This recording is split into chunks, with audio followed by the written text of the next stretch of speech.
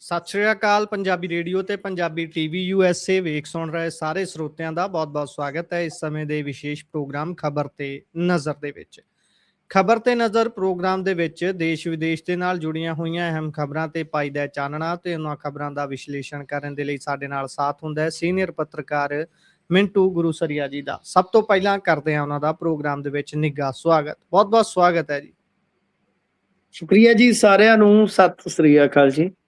ਸਤਿ ਸ਼੍ਰੀ ਅਕਾਲ ਜੀ। ਅੱਜ ਦੇ ਪ੍ਰੋਗਰਾਮ ਦੇ ਸਪਾਂਸਰਸ ਦਾ ਕਰਦੇ ਚੱਲੀਏ। ਸਭ ਤੋਂ ਪਹਿਲਾਂ ਧੰਨਵਾਦ ਖਾਲਸਾ ਇੰਸ਼ੋਰੈਂਸ, ਲੰਬੇ ਸਮੇਂ ਤੋਂ ਇੰਸ਼ੋਰੈਂਸ ਦੇ ਖੇਤਰ ਦੇ ਵਿੱਚ ਸੇਵਾਵਾਂ ਨਿਭਾ ਰਹੇ ਨੇ।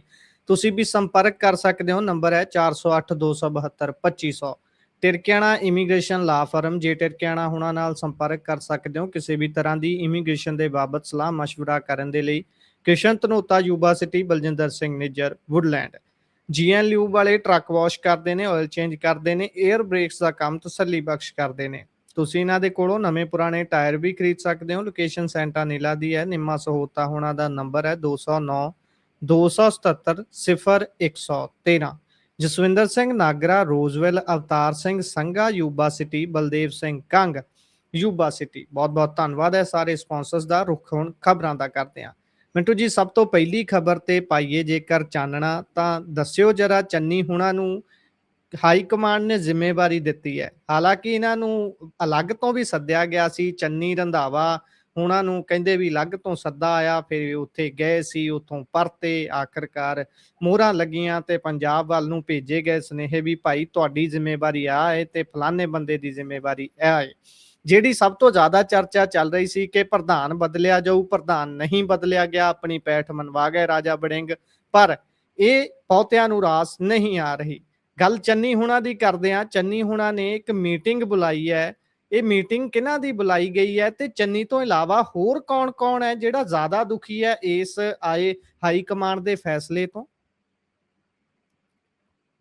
ਜਦੋਂ ਅਸੀਂ ਜਵਾਨੀ ਦੀ ਦਹਲੀਜ਼ ਤੇ ਪੈਰ ਧਰਿਆ ਤੇ ਉਦੋਂ ਨਾ ਬੜੇ ਵੰਨ ਸੁਵੰਨੇ ਜਿਹੇ ਗੀਤ ਆਉਂਦੇ ਹੁੰਦੇ ਸੀ ਤੇ ਉਹਨਾਂ ਦੇ ਵਿੱਚ ਇੱਕ ਗੀਤ ਸੀ, ਹੁਣ ਖੇਤਾਂ ਵਿੱਚ ਬਾਰ-ਬਾਰ ਘਰ ਪਾ ਲਿਆ ਚੰਨੀ ਦੇ ਮਾਪਿਆਂ ਨੇ।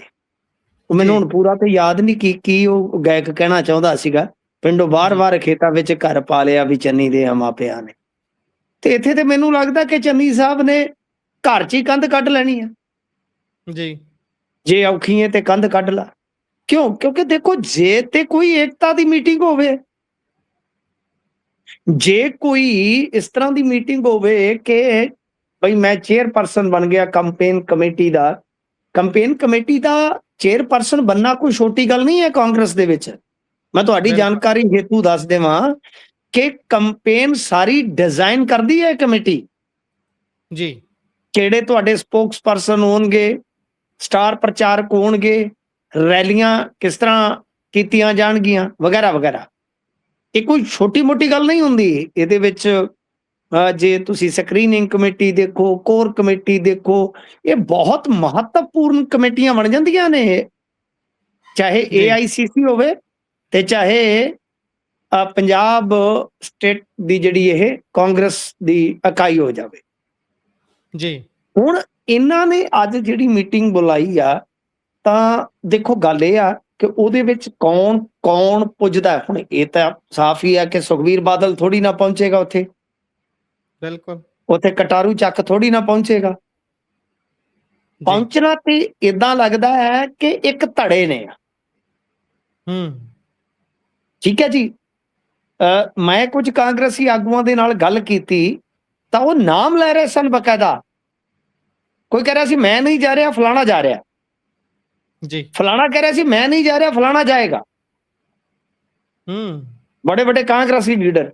ਤਾਂ ਮਤਲਬ ਸਾਫ਼ ਹੈ। ਦੇਖੋ ਕੀ ਟਸਲ ਹੈ। ਇਹ ਜਿਹੜੇ ਕਾਂਗਰਸੀ ਨੇ ਗੁਰਪ੍ਰੀਤ, ਇਹਨਾਂ ਦੀ ਅੰਦਰੂਨੀ ਰਾਜਨੀਤੀ ਬੜੀ ਉਲਝਵੀਂ ਹੈ।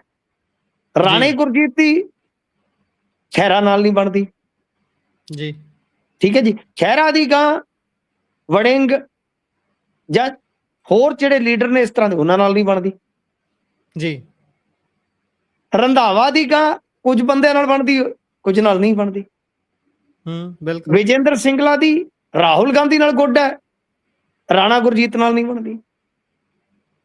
ਭਾਰਤ ਭੂਸ਼ਣ ਆਸ਼ੂ ਦੀ ਹੁਣ ਚੰਨੀ ਨਾਲ ਬਣਦੀ ਹੈ, ਰਾਜਾ ਵੜਿੰਗ ਨਾਲ ਨਹੀਂ ਬਣਦੀ। ਕਦੇ ਰਾਜਾ ਵੜਿੰਗ ਨਾਲ ਬਣਦੀ ਸੀ, ਦੂਜਿਆਂ ਨਾਲ ਨਹੀਂ ਸੀ ਬਣਦੀ।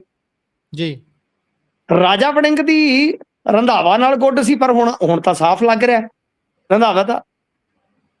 ਜੀ ਮਤਲਬ ਕਿ ਕੀ ਕਰੋਗੇ ਤੁਸੀਂ? ਇੰਨੀ ਉਲਝੀ ਹੋਈ ਪੋਲਿਟਿਕਸ ਕਦੇ ਦੇਖੀ ਆਪਸ 'ਚ? ਜੀ ਨਹੀਂ ਪ੍ਰਗਟ ਸਿੰਘ ਅੰਗਦ ਸੈਣੀ ਨੂੰ ਬਣਾਉਣਾ ਚਾਹੁੰਦੇ ਸਨ। ਲੋ ਮੈਂ ਤੁਹਾਨੂੰ ਇੱਕ ਖੁਲਾਸਾ ਕਰਕੇ ਦਿੰਦਾ, ਆ ਤੁਹਾਡੇ ਦੁਆਬੇ ਵਾਲਾ ਮੁੰਡਾ ਜਿਹੜਾ ਜੀ ਰੰਧਾਵੇ ਹੋਰਾਂ ਨੇ ਬਣਾਤਾ ਸ਼ੁਭੀ। ਇਹਨਾਂ ਦੀ ਆਪਸ 'ਚ ਖੱਟ-ਫੱਟ ਹੈ। ਲਓ ਪੁੱਛ ਲਿਓ ਪ੍ਰਗਟ ਨੂੰ, ਤੁਹਾਡੇ ਇੱਥੋਂ ਦੇ ਨੇ, ਉਹ ਜਲੰਧਰ ਦੇ, ਕਦੇ ਮਿਲੇ ਤਾਂ। ਜੀ ਤਾਂ ਮਤਲਬ ਕਿ ਕੀ ਕਰੋਗੇ ਤੁਸੀਂ? ਨਵਜੋਤ ਸਿੰਘ ਸਿੱਧੂ ਉਹਦੀ ਕਿਸੇ ਨਾਲ ਨਹੀਂ ਬਣਦੀ, ਉਹ ਵੀ ਕਾਂਗਰਸ 'ਚ ਨਹੀਂ। ਤਾਂ ਕੀ ਇਹ ਤੁਹਾਨੂੰ ਨਹੀਂ ਲੱਗਦਾ ਕਿ ਛੋਟੇ ਹੁੰਦੇ ਜਿਹੜਾ ਸਾਡੀ ਕਾਪੀ ਦੇ ਅਖੀਰ ਤੇ ਸੱਪ ਸੀੜੀ ਵਾਲਾ ਖੇਡ ਹੁੰਦਾ ਸੀ, ਉਹ ਆ? ਬਿਲਕੁਲ। ਤੇ ਇਸ ਨੂੰ ਹੱਲ ਕਿਸ ਨੇ ਕਰਨਾ ਸੀ? ਜਦੋਂ ਇੰਨੀ ਉਲਝਵੀਂ ਤੁਹਾਡੇ ਕੋਲ ਕੁੱਲ ਮਿਲਾ ਕੇ ਕਹਿ ਲਓ ਵੱਧ ਤੋਂ ਵੱਧ 12 ਤੋਂ 15 ਲੀਡਰ ਜਾਂ 15 ਤੋਂ 25। ਹੁਣ ਇਹਨਾਂ 25 ਲੀਡਰਾਂ ਨੂੰ ਟਿਕਾਉਣਾ ਸੀ ਤੁਸੀਂ। ਜੀ ਠੀਕ ਹੈ ਜੀ, 25 ਲੀਡਰਾਂ ਨੂੰ ਟਿਕਾਉਣਾ ਸੀ। ਕਿਉਂ? ਕਿਉਂਕਿ ਟਿਕਾਉਣ ਦਾ ਮਤਲਬ ਇਹ ਹੁੰਦਾ ਕਿ ਤੁਸੀਂ ਗਾਂ ਇੱਕ ਦੂਜੇ ਤੇ ਵਾਧਾ ਨਾ ਕਰਿਓ। ਅਦਰਵਾਈਜ਼ ਜੇ ਤੁਸੀਂ ਇਦਾਂ ਦਾ ਟਿਕਾ ਕਰਕੇ ਗਾਂ ਲੈ ਜਾਓਗੇ, ਇਹਨਾਂ ਨੇ ਚੋਣਾਂ 'ਚ ਇੱਕ ਦੂਜੇ ਨੂੰ ਰਾਹ ਦੇਣਾ। ਬਿਲਕੁਲ ਇਹ ਇਤਿਹਾਸ ਹੈ ਜੀ, ਇਹ ਫੈਕਟ ਹੈ। ਤਾਂ ਕਹਿਣ ਦਾ ਮਤਲਬ ਇਹ ਆ ਕਿ ਚੰਨੀ ਸਾਹਿਬ ਨੇ ਦੁਪਹਿਰੇ ਤਰਥੱਲੀ ਮਚਾਤੀ। ਉਹਨਾਂ ਨੇ ਤਾਂ ਕੋਈ ਵਧਾਈ ਸੰਦੇਸ਼ ਵੀ ਨਹੀਂ ਦਿੱਤਾ। ਸ਼ਾਇਦ ਤੁਸੀਂ ਵੇਖਿਆ ਹੋਵੇ, ਸੁਖਜਿੰਦਰ ਰੰਧਾਵਾ ਨੇ ਤੇ ਸ਼ਾਇਦ ਰੀਟਵੀਟ ਇੱਕ ਕੀਤਾ ਹੈਗਾ ਪਾਇਲਟ ਦਾ, ਜੀ ਪਰ ਉਹ ਸਿੱਧੇ ਤੌਰ ਤੇ ਕੋਈ ਪੈਗਾਮ ਨਹੀਂ ਹੈ, ਕੋਈ ਸੰਦੇਸ਼ ਨਹੀਂ ਹੈ। ਤਾਂ ਇੱਥੋਂ ਅੰਦਾਜ਼ਾ ਲੱਗ ਰਿਹਾ, ਜਦ ਕਿ ਰਾਜਾ ਵੜਿੰਗ ਦੇ ਸਮਰਥਕਾਂ ਨੇ ਲੱਡੂ ਵੰਡੇ ਅੱਜ ਕਈ ਸ਼ਹਿਰਾਂ 'ਚ। ਜੀ ਲੱਡੂ ਵੰਡ ਦੀ ਗਲੀ ਦੇ ਵਿੱਚੋਂ ਲੰਘੇਗੀ ਮਲਾਈ ਵੀ ਨਾ ਅੱਖ ਵੈਰ ਨੇ, ਜਿਹੜੇ ਦੂਜੇ ਧੜੇ ਵਾਲੇ ਅੱਖ ਮਲਾਉਂਦੇ। ਫਿਰ ਜੀ ਹੁਣ ਇਸ ਮੀਟਿੰਗ 'ਚ ਕੌਣ ਕੌਣ ਪੁੱਜਦਾ, ਕਿਸ ਤਰ੍ਹਾਂ ਦੀਆਂ ਗੱਲਾਂ ਬਾਤਾਂ ਹੁੰਦੀਆਂ ਨੇ, ਗੁਰਪ੍ਰੀਤ ਉੱਤੇ ਗੱਲ ਗਈ ਕੱਲ ਨਾ ਕਾਲ ਦਾ। ਪਰ ਕਿਤੇ ਇਹ ਨਾ ਹੋਵੇ ਕਿ ਚੰਨੀ ਕੋਈ ਪਟਾਕਾ ਪਾ ਦੇਣ। ਚੰਨੀ ਸੀਐਮ ਫੇਸ ਬਣਨਾ ਚਾਹੁੰਦੇ ਆ, ਜਾਂ ਘੱਟੋ ਘੱਟ ਪਾਰਟੀ ਪ੍ਰੈਜ਼ੀਡੈਂਟ ਬਣਨਾ ਚਾਹੁੰਦੇ ਸਟੇਟ ਦੇ। ਪਰ ਦਿੱਕਤ ਕਾਂਗਰਸ ਨੂੰ ਹੋਰ ਹੈ। ਰਾਜਾ ਵੜਿੰਗ ਨੂੰ ਲਾਉਂਦੇ ਆ ਤਾਂ ਦੋ ਤਰ੍ਹਾਂ ਦਾ ਮੈਸੇਜ ਜਾਂਦਾ ਹੈ ਕਿ ਇੱਕ ਤਾਂ ਕੱਲ ਨੂੰ ਔਖੇ ਵੇਲੇ ਕੰਮ ਕੌਣ ਆਊਗਾ ਤੁਹਾਡੇ? ਜਦੋਂ ਔਖੇ ਵੇਲੇ ਸਾਰੇ ਭੱਜ ਗਏ, ਰਾਜਾ ਵੜਿੰਗ ਨੇ ਕਮਾਂਡ ਸੰਭਾਲੀ। ਦੂਜਾ ਹੈ ਕਿ ਜੇ ਇਸ ਮੌਕੇ ਤੇ ਪ੍ਰਧਾਨ ਬਦਲ ਦੇਗਾ, ਔਖਾ ਹੋ ਜਾਊਗਾ। ਚੰਨੀ ਦੀ ਸਮੱਸਿਆ ਹੈ ਕਿ ਚੰਨੀ ਦੇ ਬਣਨ ਦੇ ਨਾਲ ਹੀ ਜਿਹੜਾ ਜੱਟ ਵੋਟ ਹੈ ਕਾਂਗਰਸ ਦਾ, ਉਹ ਖਿਸਕ ਜਾਂਦਾ ਹੈ।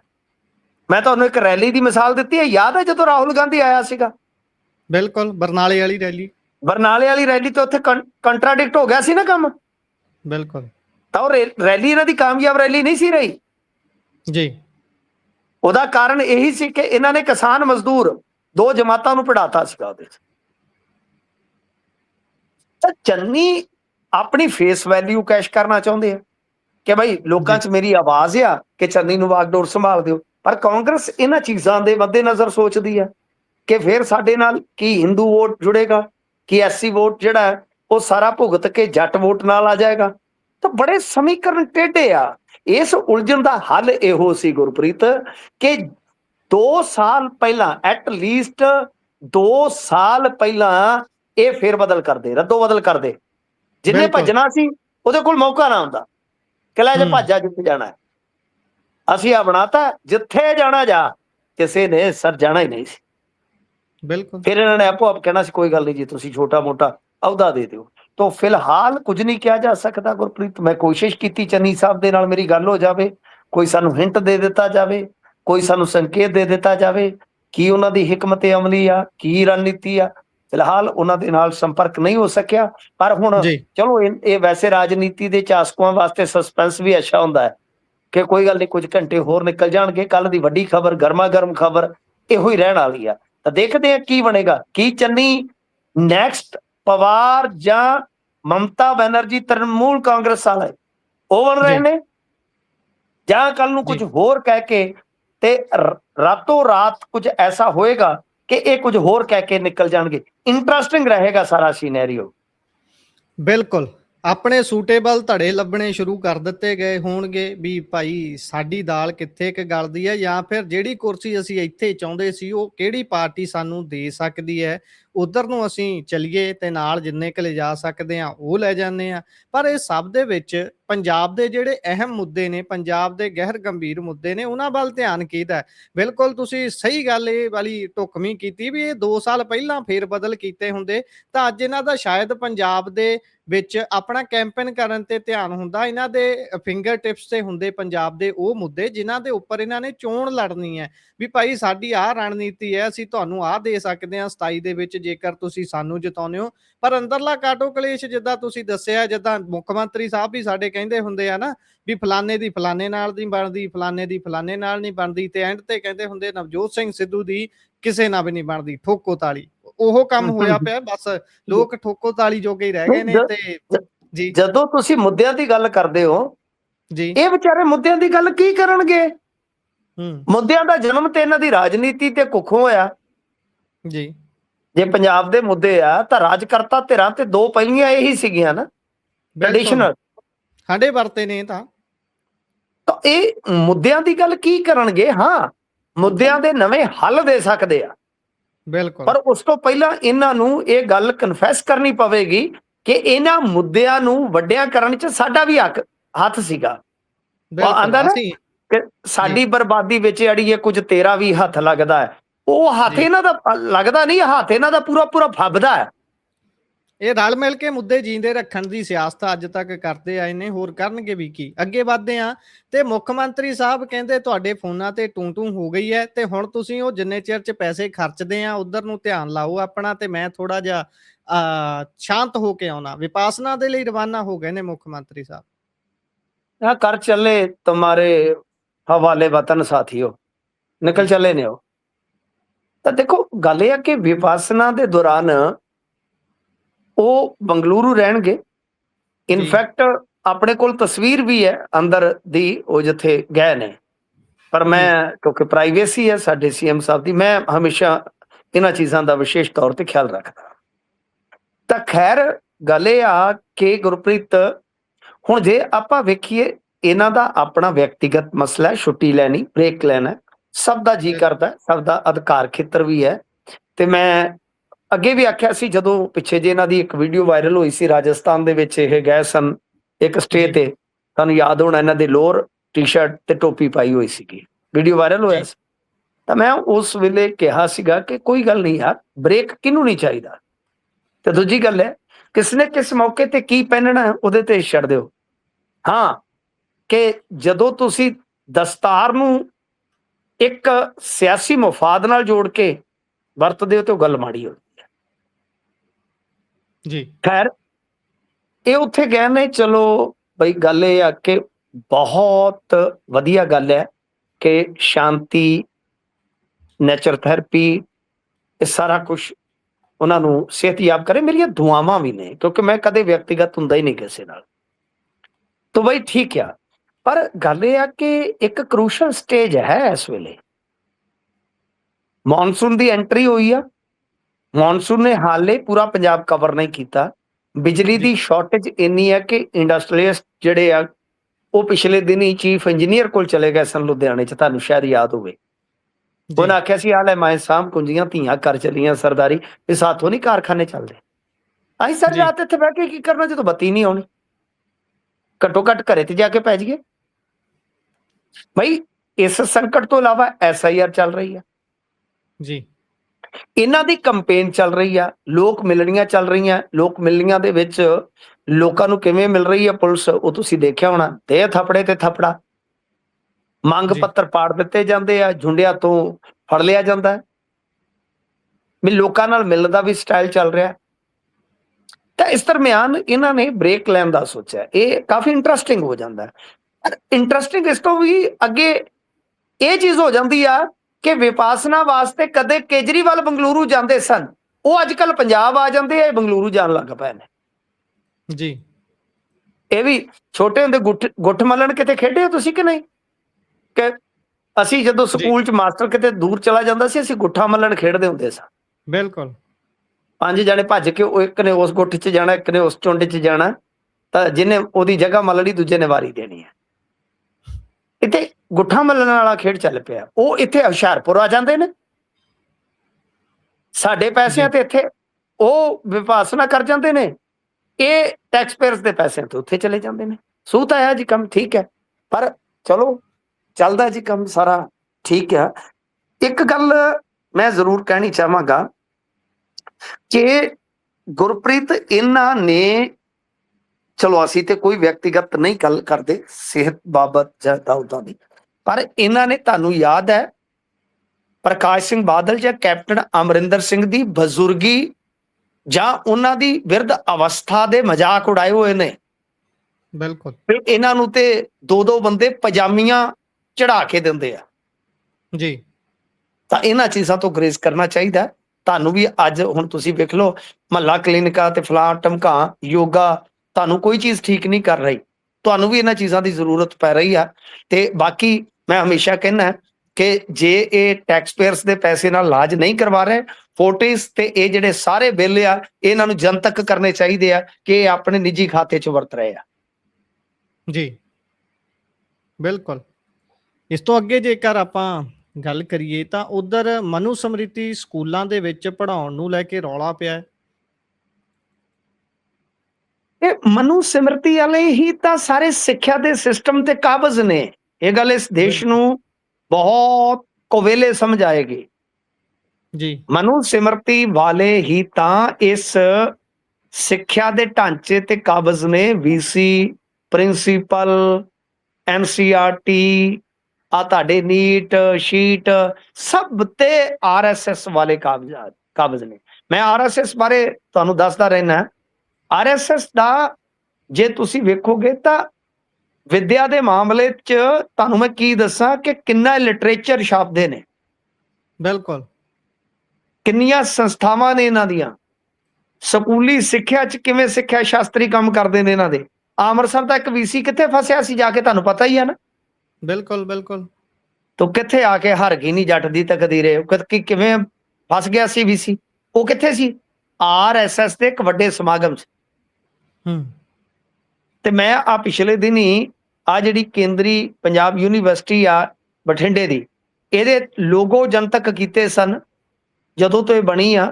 ਇਹ ਵੀ ਪ੍ਰਕਾਸ਼ ਸਿੰਘ ਬਾਦਲ ਹੋਰਾਂ ਨੇ ਲਿਆਂਦੀ ਸੀ, ਕੇਂਦਰੀ ਯੂਨੀਵਰਸਿਟੀ ਜਿਹੜੀ ਬਠਿੰਡੇ ਵਾਲੀ ਜੀ। ਤੇ ਇਹਦੇ 3 ਲੋਗੋ ਆ, ਗ੍ਰੀਨ ਤੋਂ ਸ਼ੁਰੂ ਹੋ ਕੇ ਨਾਰੰਗੀ ਰੰਗ 'ਚ ਬਦਲ ਗਿਆ ਲੋਗੋ ਜੀ। ਪੀਯੂ ਤੋਂ ਲੈ ਕੇ ਜੇਐਨਯੂ ਤੱਕ ਸਾਰਾ ਕੁਝ ਕਿਵੇਂ ਬਦਲਿਆ ਸਭ ਨੂੰ ਪਤਾ ਹੈ। ਤਾਂ ਹੁਣ ਕੀ ਆ ਕਿ ਜਿਹੜਾ ਕਾਮਰੇਡ ਆ ਮੋਲਕ ਤੇ ਇਹਨਾਂ ਦੀ ਜਿਹੜੀ ਜਥੇਬੰਦੀ ਆ ਪਲਸ ਮੰਚ, ਇਹਨਾਂ ਨੇ ਇਹ ਮੁੱਦਾ ਚੁੱਕਿਆ ਹੈ ਕਿ ਮਨੂ ਸਿਮਰਤੀ ਦੇ ਕੁਝ ਹਿੱਸੇ ਸਮਾਜਿਕ ਵਿਗਿਆਨ ਦੀ ਕਿਤਾਬ ਦੇ ਵਿੱਚ ਲਾਏ ਗਏ ਨੇ। ਇਸ ਤੋਂ ਇਲਾਵਾ 9ਵੀਂ ਜਮਾਤ ਦੇ ਸਿਲੇਬਸ ਚੋਂ ਫਰਾਂਸ ਤੇ ਰੂਸੀ ਇਨਕਲਾਬ ਦਾ ਇਤਿਹਾਸ ਕੱਢ ਦਿੱਤਾ ਗਿਆ ਹੈ। ਤਾਂ ਇਹ ਹੈ ਮਤਲਬ ਕਿ ਇਹਨਾਂ ਦੀਆਂ ਕੋਸ਼ਿਸ਼ਾਂ। ਹੁਣ ਦੇਖੋ ਜਿਹੜੇ ਇਹ ਕਾਮਰੇਡ ਨੇ, ਕਾਮਰੇਡਾਂ ਨੂੰ ਬੜਾ ਦੁੱਖ ਲੱਗਦਾ ਜਦੋਂ ਰੂਸੀ ਕ੍ਰਾਂਤੀ ਜਿਹੜੀ ਆ ਉਹ ਬਾਹਰ ਕਰ ਦਿੱਤੀ ਜਾਂਦੀ ਆ। ਤੇ ਮੈਂ ਹਮੇਸ਼ਾ ਕਹਿੰਦਾ ਹੁੰਦਾ ਕਿ ਰੂਸੀ ਕ੍ਰਾਂਤੀ, ਫ੍ਰੈਂਚ ਕ੍ਰਾਂਤੀ ਤੋਂ ਪਹਿਲਾਂ ਜਿਹੜੀ ਕ੍ਰਾਂਤੀ ਹੋਈ ਸੀ ਲੋਕਾਂ ਦੇ ਹਿੱਤ 'ਚ, ਜਿਹੜੀ ਲੋਕ ਕ੍ਰਾਂਤੀ ਸੀ, ਉਹ ਸੀ ਬਾਬਾ ਬੰਦਾ ਸਿੰਘ ਬਹਾਦਰ ਦੀ। ਕਦੇ ਉਹਦੀ ਵੀ ਗੱਲ ਕਰ ਲਓ ਜੀ। ਇਹ ਕਾਮਰੇਡ ਵੀ ਤੁਹਾਨੂੰ ਪਤਾ ਹੀ ਹੈ ਨਾ ਕਿਸ ਤਰ੍ਹਾਂ ਦੇ ਹੈਗੇ ਆ ਜੀ। ਤਾਂ ਗੱਲ ਇਹ ਆ ਕਿ ਇਹ ਸਾਰਾ ਕੁਝ ਜਿਹੜਾ ਹੈ ਨਾ, ਇਹ ਇਸੇ ਹੀ ਇੱਕ ਏਜੰਡੇ ਦਾ ਹਿੱਸਾ ਜਿਸ ਤੇ ਆਰਐਸਐਸ ਦਹਾਕਿਆਂ ਤੋਂ ਕੰਮ ਕਰਦੀ ਹੈ।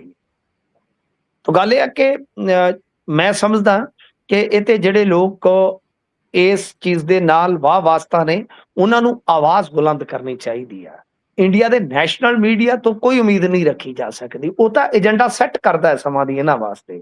ਤਾਂ ਇਹੀ ਹੈ ਕਿ ਜਿਹੜਾ ਵੈਬ ਮੀਡੀਆ, ਡਿਜੀਟਲ ਮੀਡੀਆ, ਉਹਨਾਂ ਨੂੰ ਇਹ ਗੱਲ ਜਿਹੜੀ ਹੈ ਨਾ ਉਹ ਚੰਗੀ ਵੱਡੇ ਪੱਧਰ ਤੇ ਮੇਰੇ ਖਿਆਲ ਦੇ ਨਾਲ ਇਹ ਉਠਾਉਣੀ ਚਾਹੀਦੀ ਹੈ। ਇਹ ਮੁੱਦਾ ਜਿਹੜਾ ਚੰਗਾ ਉਸਾਰਨਾ ਚਾਹੀਦਾ ਕਿ ਤੁਸੀਂ ਬੱਚਿਆਂ ਨੂੰ ਕਿਸ ਤਰ੍ਹਾਂ ਦਾ ਇਤਿਹਾਸ ਦੇ ਰਹੇ ਹੋ, ਬੱਚਿਆਂ ਨੂੰ ਕਿਸ ਤਰ੍ਹਾਂ ਦਾ ਮਨੂ ਸਿਮਰਤੀ ਪੜ੍ਹ ਕੇ ਦੇਖੋ ਤੁਸੀਂ ਜੀ।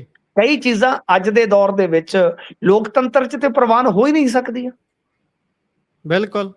ਤਾਂ ਮੇਰੇ ਖਿਆਲ ਦੇ ਨਾਲ ਇਹ ਕਾਫੀ ਸਾਂਝੀਵਾਲਤਾ ਦੇ ਨਾਲ ਇਹ ਮੁੱਦੇ ਚੁੱਕਣ ਵਾਲੇ ਆ। ਇਹਦਾ ਮੂੰਹ ਤੋੜਵਾ ਜਵਾਬ ਦੇਣਾ ਚਾਹੀਦਾ। ਪਰ ਕਮਾਲ ਦੀ ਗੱਲ ਹੈ ਕਿ ਵੇਖੋ ਆ ਕਾਮਰੇਡ ਤੇ ਮੁੱਦਾ ਚੁੱਕ ਰਿਹਾ। ਮੈਂ ਜਿਵੇਂ ਤੁਹਾਨੂੰ ਕਿਹਾ ਕਿ ਇਹਨਾਂ ਦੇ ਆਪਣੇ ਜਿਹੜੇ ਆ ਉਹ ਇੰਟਰਸਟ ਹੁੰਦੇ ਨੇ ਇਹਨਾਂ ਚੀਜ਼ਾਂ ਦੇ ਨਾਲ। ਜਦੋਂ ਕਮਿਊਨਿਸਟ ਹਿਸਟਰੀ ਨੂੰ ਥੋੜਾ ਨੁਕਸਾਨ ਪਹੁੰਚਾਇਆ ਜਾਂਦਾ ਤੇ ਇਹਨਾਂ ਨੂੰ ਮੌਕਾ ਮਿਲਦਾ ਤੇ ਆਵਾਜ਼ ਬੁਲੰਦ ਕਰਦੇ। ਚਲੋ ਇਹ ਖਾਸੀਅਤ ਵੀ ਇਹਨਾਂ ਦੀ। ਪਰ ਤੁਸੀਂ ਵੇਖੋ ਕਿ ਜਿਹੜਾ ਕੰਮ ਮੁੱਖ ਮੰਤਰੀ ਜਾਂ ਕੋਈ ਹੁਣ ਇੱਥੇ ਮੈਡਲ ਜਿੱਤ ਲਿਆਵੇ, ਮੈਡਲ ਭਾਵੇਂ ਬੰਦਾ ਫਟੇ ਬੂਟਾਂ ਦੇ ਨਾਲ ਜਿੱਤ ਕੇ ਲਿਆ ਹੋਵੇ, ਇਹਨਾਂ ਨੇ ਚੇਪ ਦੇਣਾ ਨਾਲ ਦੀ ਨਾਲ ਟਵੀਟ ਕਿ ਤੁਸੀਂ ਮਾਣ ਹੋ ਪੰਜਾਬ ਦਾ। ਬਿਲਕੁਲ। ਤੇ ਇਹੋ ਜਿਹੇ ਮੁੱਦਿਆਂ ਤੇ ਇਹਨਾਂ ਨੂੰ ਕੋਈ ਨਹੀਂ ਦੱਸਦਾ ਮਾਣ ਹੋ ਪੰਜਾਬ ਦੇ ਤੁਸੀਂ। ਬਈ ਇਹੋ ਜਿਹੇ ਮੁੱਦਿਆਂ ਤੇ ਗੱਲ ਕਰੋ।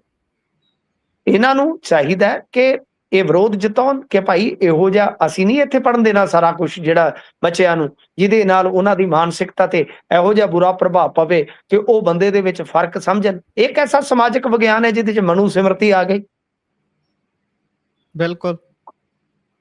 ਇਸ ਤੋਂ ਅੱਗੇ ਜੇਕਰ ਆਪਾਂ ਵਧੀਏ ਤਾਂ ਲੈਂਡ ਪੂਲਿੰਗ ਪਾਲਿਸੀ ਦੀ ਗੱਲ ਕਰਦੇ ਹਾਂ। ਬੀਬੀਆਂ ਦੇ ਫੋਨਾਂ ਤੇ ਟ੍ਰੇਨ ਟੂ ਤਾਂ ਹੋ ਗਈ, ਪਰ ਉਹ ਪੈਸਾ ਕਿੱਥੋਂ ਆਇਆ, ਕਿਵੇਂ ਪੂਰਾ ਕਰਨਾ ਹੈ? ਹੁਣ ਅੱਗੇ ਜਿਹੜਾ ਇੱਕ ਹੋਰ ਦੈਂਤ ਖੜਾ ਹੈ, ਜਿਹੜਾ ਇਹਨਾਂ ਨੇ ਡੀਏ ਵਗੈਰਾ ਦੇਣਾ ਸੀ, ਉਹਦੀ ਤਰੀਕ ਵੀ ਲੰਘ ਗਈ ਹੈ। ਪਰ ਲੈਂਡ ਪੂਲਿੰਗ ਪਾਲਿਸੀ ਤੋਂ ਸਰਕਾਰ ਪਿੱਛੇ ਨਹੀਂ ਹਟ ਰਹੀ। ਇਹ ਚੋਂ ਪਤਾ ਨਹੀਂ ਕੀ ਕੱਢਣਾ ਪਾਉਣਾ ਹੈ। ਉਹ ਬੇਸ਼ੱਕ ਜਿਹੜੇ ਮੁੱਖ ਇਹਨਾਂ ਦੇ ਮੰਤਰੀ ਸੀ, ਸਭ ਤੋਂ ਚਹੇਤੇ, ਜਿਨ੍ਹਾਂ ਨੇ ਸਾਰਾ ਕੁਝ ਕਰਾਉਣਾ ਸੀ ਹੱਥੀਂ ਲੈਂਡ ਪੂਲਿੰਗ ਵਾਲੇ, ਉਹਨਾਂ ਨੂੰ ਤਾਂ ਭੇਜਤਾ ਜੇਲ੍ਹ। ਪਰ ਉਹ ਪਲਾਨ ਨਹੀਂ ਡਰੋਪ ਕਰ ਰਹੇ। ਇੱਕ ਵਾਰ ਮੁੜ ਤੋਂ ਸਰਕਾਰ ਨੇ ਲੈਂਡ ਪੂਲਿੰਗ ਦੇ ਲਈ ਪ੍ਰੈਸ ਕਾਨਫਰੰਸ ਵੀ ਕੀਤੀ ਹੈ ਤੇ ਆਪਣੀ ਕੈਬਨਿਟ ਦੇ ਵਿੱਚ ਵੀ ਇਸ ਦੀ ਗੱਲ ਤੋਰੀ ਹੈ। ਇਹ ਨਹੀਂ ਹਟਦੇ ਜੀ ਫਿਰ।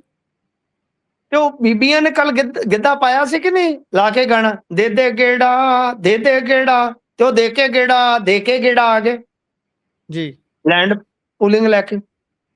ਹੁਣ ਆਪਣੀਆਂ ਹੀ ਬੀਬੀਆਂ ਕਹਿਣ ਡਈਆਂ ਦੇ ਦੇ ਗੇੜਾ, ਉਹ ਦੇ ਕੇ ਗੇੜਾ ਆ ਗਏ ਕਿ ਅਸੀਂ ਫਿਰ ਲਓ ਉਹ ਕਹਿੰਦਾ ਨਾ ਨਵਾਜ਼ੁद्दीन, तो हम फिर लौट के आ गए, कहा समझे थे नहीं आएंगे, आगे फिर लौट के आ गए। तो गल ये कि इन्होंने ते पैसा इकट्ठा करना जी, ये बिल्कुल आंदे हुंदे है ना कि सड़क ते मकान आ जावे कीमत वध जांदी है, प्लाट आ जावे कीमत वध जांदी है, सड़क ते जायदाद आ जावे, पैली आ जावे कीमत वध जांदी है, सड़क ते बंदा आ जावे ओदी कीमत कख नहीं रहिंदी। ते साडा ते हाल यही होया पिया। सरकार आम आदमी पार्टी नहीं कह रहा, साडी सरकार ते लगभग सड़क ते खलोती है जी। बिल्कुल तां ही ते कहंदे ने भी अन्ने होए, हुण रज के 100 ते लईए, करजाई तो होए आ, लैके पक्के पैरी हुण 10 साल नज़ारे ते ले लईए, ले ले तू नज़ारे सारे रंगले, दिता जसवीर तू उजाड़ जी। भाई हुण की फर्क पैंदा? तो ये पैसे इकट्ठे कर रहे ने। इन्हां ने की कीता कि कमर्शियल जगह नूं हुण 200 वर्ग गज तो वधा के 210 वर्ग गज कर दिता है, किसान वास्ते जो रिटर्न मिलना उन्हें लैंड पूलिंग जी, ठीक है ना जी। तो इस तरह वधा के मतलब कि इन्हां ने कि आ कमर्शियल रहायशी चों इन्ना फिर होर जिहड़े कमर्शियल कैटागरी दे उहदे च तुहानूं 40 वर्ग गज वधा के दे दियां, यानी ओही लैंड पूलिंग पॉलिसी। हालांकि जदों ड्राफ्टिंग हो जाएगी, नोटिफिकेशन जारी हो जाएगा, जदों आपां पढ़ांगे बारीकी दे नाल इहदे विच की आ, उदों पता लगेगा। चीमा जी ते तां तुसीं यकीन करना कर सकदे हो, मैं नहीं करदा, क्योंकि प्रेस कॉन्फ्रेंस 'च कुछ होर कह के जांदे ने, बाइट्स 'ਚ कुछ होर कह के जांदे आ, अंकड़े कुछ होर बोल के जांदे आ, रियलिटी कुछ होर हुंदी है जी। ਇਹ ਤੇ ਵਿਚਾਰੇ ਰਫੂਗਰ ਨੇ, ਇਹ ਖਜ਼ਾਨਾ ਮੰਤਰੀ ਥੋੜੀ ਆ, ਇਹ ਤੇ ਸੂਈ ਧਾਗਾ ਮੰਤਰੀ ਆ, ਸਿਉਂਤੀ ਤੁਰੀ ਜਾਂਦੇ ਆ। ਤਾਂ ਖੈਰ ਗੱਲ ਇਹ ਆ ਕਿ ਇਹਨਾਂ ਨੇ ਕਿਹਾ ਕਿ ਲੈਟਰ ਆਫ ਇੰਟੈਂਟ ਦੀ ਅਸੀਂ ਵਿਵਸਥਾ ਪ੍ਰਬੰਧ ਵੀ ਇਹਦੇ ਚ ਕੀਤਾ ਹੈ, ਔਸਟੀ ਪਾਲਿਸੀ ਦੇ ਵਿੱਚ ਸੋਧਾਂ ਨੂੰ ਮਨਜ਼ੂਰ ਕੀਤਾ ਹੈਗਾ। ਪਰ ਗੱਲ ਇਹ ਆ ਕਿ ਜਦੋਂ ਇਹ ਨੋਟੀਫਾਈਡ ਹੋ ਜਾਏਗੀ ਪਾਲਿਸੀ, ਉਦੋਂ ਆਪਾਂ ਪੜਾਂਗੇ ਗੁਰਪ੍ਰੀਤ, ਫੇਰ ਹੀ ਕੋਈ ਗੱਲ ਕਰ ਸਕਦੇ ਆ। ਪਰ ਮੰਤਵ ਬਿਲਕੁਲ ਤੁਸੀਂ ਸਾਫ਼ ਕਰ ਦਿੱਤਾ, ਮੈਂ ਬਿਲਕੁਲ ਇਸ ਗੱਲ ਦੇ ਨਾਲ ਸਹਿਮਤ ਹਾਂ। ਇਹ ਮੰਤਵ ਸਪਸ਼ਟ ਹੈ ਕਿ ਪੈਸਾ ਵੱਧ ਤੋਂ ਵੱਧ ਕੱਢਿਆ ਜਾਵੇ। ਦੇਖਣਯੋਗ ਇਹ ਹੋਏਗਾ ਕਿ ਪਿਛਲੀ ਲੈਂਡ ਪੂਲਿੰਗ ਪਾਲਿਸੀ ਜਿਹੜੀ ਸੀ ਉਹ ਲੁਧਿਆਣਾ ਕੇਂਦਰਿਤ ਸੀ ਜੀ, ਮੈਨਚੈਸਟਰ ਆਫ ਪੰਜਾਬ, ਮੋਹਾਲੀ ਦੇ ਵਿੱਚ ਤੇ ਚੱਲਦੀ ਰਹਿੰਦੀ ਆ। ਮੋਹਾਲੀ 'ਚ ਲੈਂਡ ਪੂਲਿੰਗ ਕਦੇ ਬੰਦ ਨਹੀਂ ਹੁੰਦੀ, ਮੈਂ ਤੁਹਾਨੂੰ ਦੱਸਾਂ ਜੀ। ਮੋਹਾਲੀ ਦਾ ਸ਼ਹਿਰੀਕਰਨ ਤੁਰਿਆ ਹੀ ਆਉਂਦਾ, ਉਹ ਲੈਂਡ ਪੂਲਿੰਗ ਹੀ ਆ, ਕਰ ਲੈਂਦੇ ਆ, ਅੱਗੇ ਨਿਕਲ ਜਾਂਦੇ ਆ, ਕਰ ਲੈਂਦੇ ਆ। ਤਾਂ ਲੁਧਿਆਣੇ ਦੇ ਵਿੱਚ ਜੇ ਤੁਸੀਂ ਦੇਖੋਗੇ ਬੇਸਿਕਲੀ ਲੈਂਡ ਪੂਲਿੰਗ ਤੇ ਚੱਲਦੀ ਆ। ਵੱਡੇ ਜਿਹੜੇ ਕਲੋਨਾਈਜ਼ਰ ਆ ਉਹ ਕਲੋਨੀ ਕੱਟਦੇ ਆ, ਠੀਕ ਹੈ ਜੀ, 100 ਕਿੱਲਾ ਲੈ ਲਿਆ, 200 ਕਿੱਲਾ ਲੈ ਲਿਆ, ਜਿਵੇਂ ਮਰਜ਼ੀ ਡੀਲ ਕੀਤੀ, ਫਿਰ ਅੱਗੇ ਚਲੇ ਗਏ, ਉੱਥੇ ਜਾ ਕੇ ਲੈ ਲਈ, ਚੱਲਦਾ ਹੈ ਹਿਸਾਬ ਕਿਤਾਬ। ਪਰ ਇਹਨਾਂ ਤੇ ਬਲਕ 'ਚ ਜ਼ਮੀਨ ਖਰੀਦਣ ਦੀ ਔਰ ਬਹੁਤ ਇੱਕ ਤਰ੍ਹਾਂ ਨਾਲ ਕਹਿ ਲਓ ਕਿ ਬਸਤੀਵਾਦੀ ਢੰਗ ਦੇ ਨਾਲ ਅੱਗੇ ਜ਼ਮੀਨ ਲੈਣ ਦੀ ਇਹਨਾਂ ਨੇ ਵਿਉਂਤਬੰਦੀ ਕੀਤੀ ਸੀ, ਤਾਂ ਹੀ ਵਿਰੋਧ ਹੋ ਗਿਆ। ਹੁਣ ਇਹ ਦੇਖਣਾ ਹੋਏਗਾ ਜਦੋਂ ਵੀ ਇਹ ਆਏਗਾ ਕਿ ਕੀ ਇਹ ਲੁਧਿਆਣਾ ਬੇਸਡ ਹੈ, ਉਸੇ ਦੇ ਮੱਦੇ ਨਜ਼ਰ ਹੈ। ਜੇ ਲੁਧਿਆਣਾ ਬੇਸਡ ਹੈ ਤਾਂ ਫਿਰ ਤੁਹਾਨੂੰ ਮੈਂ ਅੱਗੇ ਸਾਰੀਆਂ ਗੱਲਾਂ ਦੱਸੀਆਂ, ਉਹ ਰੈਪੂਟੇਸ਼ਨ ਕਰਨ ਦਾ ਤੇ ਕੋਈ ਫਾਇਦਾ ਹੀ ਨਹੀਂ ਹੈਗਾ। ਬਿਲਕੁਲ ਬਿਲਕੁਲ। ਇਸ ਤੋਂ ਅੱਗੇ ਵਧੀਏ ਤਾਂ ਲੋਕ ਕਵੀ ਮੋਦੀ ਪੰਜਾਬ ਆਉਣਗੇ ਜੀ। ਹਾਂਜੀ, ਦੇਖੋ ਪ੍ਰਧਾਨ ਮੰਤਰੀ ਨਰਿੰਦਰ ਮੋਦੀ ਆ ਰਹੇ ਆ। ਨਰਿੰਦਰ ਮੋਦੀ ਨੇ ਸ਼ਾਇਦ ਪਿਛਲਾ ਵਿਜ਼ਿਟ ਕੀਤਾ ਸੀਗਾ ਜਦੋਂ ਡੇਰਾਵੱਲਾਂ 'ਚ ਗਏ ਨੇ। ਡੇਰਾਵੱਲਾਂ 'ਚ ਮੈਨੂੰ ਲੱਗਦਾ ਕਿ ਲਾਸਟ ਉਹਨਾਂ ਦਾ ਪੰਜਾਬ ਦਾ ਵਿਜ਼ਿਟ ਇਹ ਸੀਗਾ। ਤੇ ਹੁਣ ਇਲੈਕਸ਼ਨ ਮੋਡ 'ਚ ਆਉਣ ਤੋਂ ਪਹਿਲਾਂ ਲਾਸਟ ਇਹਨਾਂ ਦਾ ਹੋਏਗਾ, ਕਿਉਂਕਿ ਉਦੋਂ ਬਾਅਦ ਤਾਂ ਸ਼ਾਇਦ ਫਿਰ ਕੰਪੇਨ 'ਚ ਹੀ ਆਉਣਗੇ, ਬਿਲਕੁਲ ਕਿਉਂਕਿ ਮਾਨਸੂਨ ਸੈਸ਼ਨ ਆਉਣਾ ਹੈ। ਇਹਨਾਂ ਦਾ ਜ਼ੋਰ ਲੱਗਾ ਹੋਇਆ ਕਾਫੀ ਚੀਜ਼ਾਂ ਤੇ ਕਿ ਪੱਕੇ ਪੈਰੀ ਰਾਜਨੀਤੀ ਦੇ ਵਿੱਚ ਸਥਾਪਿਤ ਰਹੀਏ, ਸੱਤਾ 'ਚ ਸਥਾਪਿਤ ਰਹੀਏ। ਤਾਂ ਇਸ ਵਿਜ਼ਿਟ ਤੇ ਕੀ ਕੁਝ ਨਵਾਂ ਦਿੰਦੇ ਨੇ, ਕੋਈ ਸੰਕੇਤ ਦਿੰਦੇ ਨੇ, ਕੋਈ ਭਰੋਸਾ ਦਿੰਦੇ ਨੇ, ਇਹੀ ਦੇਖਣਯੋਗ ਹੋਏਗਾ। ਹੋਰ ਤੇ ਇਹਨਾਂ ਦੇ ਵਿਜ਼ਿਟ ਦੇ ਵਿੱਚ ਜੇ ਅੱਗੇ ਆਏ ਤੇ ਤੁਹਾਨੂੰ ਪਤਾ ਹੈ ਇੱਕੋ ਇੱਕ ਪ੍ਰਾਪਤੀ ਸੀ ਕਿ ਵੱਡੇ ਵੱਡੇ ਲੀਡਰ ਪਿੱਛੇ ਰਹਿ ਗਏ ਤੇ ਹੰਸ ਜਾ ਕੇ ਫੋਟੋ ਖਿਚਾ ਆਏ ਸੀ। ਤੁਹਾਨੂੰ ਯਾਦ ਹੋਣਾ ਉਹ ਫੋਟੋ ਮੈਂ ਕੱਢ ਲਿਆਂਦੀ। ਇਹਨਾਂ ਨੇ ਨਿੱਜੀ ਮਤਲਬ ਕਿ ਜਦੋਂ ਮੁਲਾਕਾਤ ਕੀਤੀ, ਹੰਸ ਇਹਨਾਂ ਦੇ ਭਰਾਤਾ ਮੇਰੇ ਦੋਸਤ ਆ, ਉਹ ਕਹਿੰਦੀ ਯਾਰ ਇਹ ਫੋਟੋ ਕਿੱਥੋਂ ਕੱਢ ਲਿਆ ਆ, ਹੋਰ ਗੱਲਾਂ ਤੇ ਛੱਡੋ। ਉਹ ਮੈਂ ਕਿਹਾ ਜੀ ਮਿੱਤਰਾਂ ਦੀ ਗੱਲ ਛੱਡ ਦੇ, ਸੂਈ ਲੱਭ ਲੈਂਦੇ ਹਨੇਰੇ 'ਚੋਂ ਲੱਭ ਲਈਦੀ ਹੈ ਜੀ, ਅਸੀਂ ਵੀ ਮਾੜੇ ਮੋਟੇ ਆ ਗਏ। ਤਾਂ ਕਹਿਣ ਦਾ ਭਾਵ ਹੈ ਕਿ ਉਹੀ ਇੱਕ ਪ੍ਰਾਪਤੀ ਸੀ। ਡੇਰਾਵੱਲਾਂ ਆਏ, ਠੀਕ ਹੈ ਜੀ। ਤਾਂ ਉਦੋਂ ਇਹਨਾਂ ਨੇ ਉੱਥੋਂ ਦੇ ਜਿਹੜੇ ਹੈਗੇ ਸੀਗੇ ਸਭ ਨਿਰੰਜਨ ਦਾਸ ਨੇ ਸ਼ਾਇਦ, ਜੇ ਮੈਂ ਗਲਤ ਨਹੀਂ, ਉਹਨਾਂ ਦੇ ਨਾਲ ਭੇਂਟ ਵਾਰਤਾ ਕੀਤੀ। ਤੇ ਉਸ ਤੋਂ ਇੱਕ ਮਤਲਬ ਕਿ ਛੋਟੀ ਜਿਹੀ ਮੁਲਾਕਾਤ ਇਹਨਾਂ ਨੇ ਹੰਸ ਨਾਲ ਕੀਤੀ ਸੀ ਨਿੱਜੀ। ਇਸ ਤੋਂ ਇਲਾਵਾ ਤਾਂ ਕੁਝ ਵੀ ਨਹੀਂ ਸੀਗਾ। ਤਾਂ ਹੁਣ ਦੇਖਣਾ ਹੋਏਗਾ ਕਿ ਕੀ ਕੁਝ ਖਾਸ ਦੇ ਜਾਂਦੇ ਆ। ਬਾਕੀ ਇਹਨਾਂ ਦਾ ਜਦੋਂ ਦੌਰਾ ਫਾਈਨਲ ਹੋਏਗਾ ਨਾ ਤਰੀਕਾਂ ਦਾ, ਕਈ ਵਾਰ ਇਹ ਹੁੰਦਾ ਕਿ ਹੁਣ ਜਿਵੇਂ ਅੰਦਾਜ਼ਾ ਦਿੱਤਾ ਜਾਂਦਾ ਜੀ 20 ਤੋਂ ਬਾਅਦ, ਫਲਾਂ ਤੋਂ ਬਾਅਦ, ਟਮਕਾਂ ਤੋਂ ਬਾਅਦ, ਜਦੋਂ ਫਾਈਨਲ ਦੌਰਾ ਇਹਨਾਂ ਦਾ ਹੋ ਗਿਆ, ਤਰੀਕਾਂ ਐਲਾਨੀਆਂ ਗਈਆਂ, ਉਦੋਂ ਬਾਅਦ ਹੀ ਆਪਾਂ ਕਹਿ ਸਕਦੇ ਹਾਂ ਕਿ ਕਿਉਂਕਿ ਮੁੱਖ ਮੰਤਰੀ ਜਾਂ ਪ੍ਰਧਾਨ ਮੰਤਰੀ ਇਹਨਾਂ ਦੇ ਪ੍ਰੋਗਰਾਮ ਦੇ ਵਿੱਚ ਰੱਦੋ ਬਦਲ ਹੋ ਜਾਂਦਾ। ਤਾਂ ਪਰ ਇਹ ਆ ਕਿ ਪੰਜਾਬ ਦਾ ਵਿਜ਼ਿਟ ਜਿਹੜਾ ਹੈ ਉਹ ਇਹਨਾਂ ਦਾ ਇੱਕ ਸੰਭਾਵੀ ਹੈਗਾ ਆ ਆਉਣ ਵਾਲੇ ਦਿਨਾਂ 'ਚ ਜੀ। ਇਸ ਤੋਂ ਅੱਗੇ ਚੱਲੀਏ ਤਾਂ ਗੱਲ ਡੀਏ ਦੀ ਵੀ ਕਰ ਲੈਂਦੇ ਆ। ਹਾਈ ਕੋਰਟ ਦੇ ਵਿੱਚ ਡੀਏ ਨੂੰ ਲੈ ਕੇ ਸੁਣਵਾਈ ਹੋਈ ਹੈ। ਹੁਣ ਕੀ ਆਖਿਆ ਜੀ ਪੰਜਾਬ ਸਰਕਾਰ ਨੇ ਇਧਰੋਂ? ਦੇਖੋ ਸਿੰਗਲ ਬੈਂਚ ਦੇ ਵਿੱਚ ਉੱਥੇ ਜਸਟਿਸ ਹਰਪ੍ਰੀਤ ਸਿੰਘ ਤੁਹਾਨੂੰ ਪਤਾ ਹੀ ਹੈ ਜਿਨ੍ਹਾਂ ਨੇ ਫੈਸਲਾ ਦਿੱਤਾ ਸੀਗਾ। ਤਾਂ ਉਹਦੇ 'ਚ ਕੀ ਆ, ਉਹਨਾਂ ਨੇ ਕਿਹਾ ਕਿ ਪ੍ਰਚਾਰ ਵਾਸਤੇ, ਹੋਰ ਸਕੀਮਾਂ ਵਾਸਤੇ ਤੁਹਾਡੇ ਕੋਲ ਪੈਸਾ ਵਾਧੂ ਹੈ ਤੇ ਤੁਸੀਂ ਡੀਏ ਦੇਣ ਤੋਂ ਕਿਉਂ ਭੱਜ ਰਹੇ ਹੋ ਜੀ। ਤੇ ਉਹਨਾਂ ਨੇ ਕਿਹਾ ਕਿ ਤੁਹਾਡੇ ਖਿਲਾਫ ਅੱਜ ਕੋਰਟ ਫੈਸਲਾ ਦੇ ਸਕਦਾ ਸੀਗਾ, ਪਰ ਕਿਉਂਕਿ ਇਹ ਮਾਮਲਾ ਹੁਣ ਫੈਸਲੇ ਦੇ ਉਲਟ ਗਿਆ ਚਲਾ ਡਿਵੀਜ਼ਨ ਕੋਰਟ ਦੇ ਕੋਲ, ਡਿਵੀਜ਼ਨ ਬੈਂਚ ਦੇ ਕੋਲ। ਤਾਂ ਇਸ ਵਾਸਤੇ ਅਸੀਂ ਕੋਈ ਫੈਸਲਾ ਤੇ ਨਹੀਂ ਦੇ ਸਕਦੇ ਕਿਉਂਕਿ ਇਹਨਾਂ ਨੇ ਗਾਂ ਪਿਛਲੇ ਫੈਸਲੇ ਨੂੰ ਚੈਲੰਜ ਕਰ ਦਿੱਤਾ। ਤਾਂ 2 ਤਰੀਕ ਤੇ ਇਹਨਾਂ ਨੇ ਆਪਦਾ ਜਾ ਕੇ ਉੱਥੇ ਰੂਪਰੇਖਾ ਵਾਲਾ ਖਾਕਾ ਪੇਸ਼ ਕਰਨਾ ਸੀਗਾ। ਤਾਂ ਫਿਲਹਾਲ ਮੰਗਲਵਾਰ ਵਾਸਤੇ ਸੁਣਵਾਈ ਫਿਰ ਟਾਲ ਦਿੱਤੀ ਗਈ ਆ। ਪਰ ਇਹਨਾਂ ਨੇ ਬਹੁਤ ਚਲਾਕੀ ਦੇ ਨਾਲ ਇੱਕ ਵਾਰੀ ਯਾਨੀ ਡਬਲ ਬੈਂਚ ਕੋਲ ਅਪੀਲ ਪਾ ਦਿੱਤੀ ਪਿਛਲੇ ਫੈਸਲੇ ਦੇ ਖਿਲਾਫ, ਤੇ ਦੂਜੇ ਪਾਸੇ ਇਹ ਸਿੰਗਲ ਬੈਂਚ ਦੇ ਸਾਹਮਣੇ ਪੇਸ਼ ਵੀ ਹੋ ਗਏ। ਲੈਟਸ ਸੀ ਕੀ ਬਣਦਾ ਹੈ। ਜੇ ਡੀਏ ਇਹਨਾਂ ਨੂੰ ਦੇਣਾ ਪੈ ਗਿਆ ਤਾਂ ਔਖਾ ਹੋ ਜਾਊਗਾ। ਕਿਸ਼ਤਾਂ 'ਚ ਤਾਂ ਦੇ ਸਕਦੇ ਆ, ਇਕੱਠਾ ਡੀਏ ਕਿਸੇ ਵੀ ਕੀਮਤ ਤੇ ਨਹੀਂ ਦੇ ਸਕਦੇ। ਪਰ ਮੁਲਾਜ਼ਮ ਵਰਗ ਬਹੁਤ ਦੁਖੀ ਹੈ ਗੁਰਪ੍ਰੀਤ, ਇਹਨਾਂ ਦੇ ਨਾਲ ਕਾਫੀ ਜ਼ਿਆਦਾ ਕਟਾਸ਼ ਹੈ ਇਸ ਵੇਲੇ ਉਹਨਾਂ ਦਾ ਜੀ। ਇਸੇ ਦੇ ਨਾਲ ਪ੍ਰੋਗਰਾਮ ਦਾ ਸਮਾਂ ਇੱਥੇ ਹੀ ਸਮਾਪਤ ਹੁੰਦਾ ਹੈ। ਤੁਸੀਂ ਜੁੜੇ ਜਾਣਕਾਰੀਆਂ ਸਾਂਝੀਆਂ ਕੀਤੀਆਂ, ਬਹੁਤ ਬਹੁਤ ਧੰਨਵਾਦ ਜੀ। ਧੰਨਵਾਦ।